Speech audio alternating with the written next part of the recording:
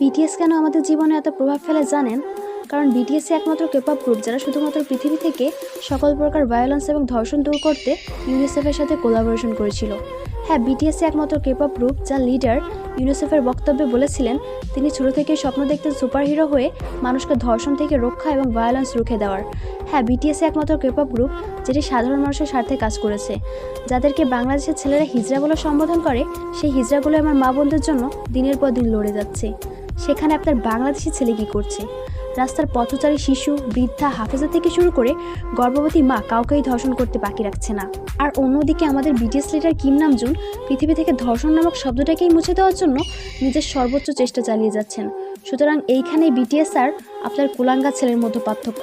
তাই আমি বলবো আপনার সদ্য জন্ম নেওয়া ছেলেকে আর্মির মতো বানান, যেন প্রতিনিয়ত সে স্বপ্ন দেখে সে এই দেশের একজন সুপার হিরো যে কিনা বাঁচাবে হাজারো মানুষের প্রাণ।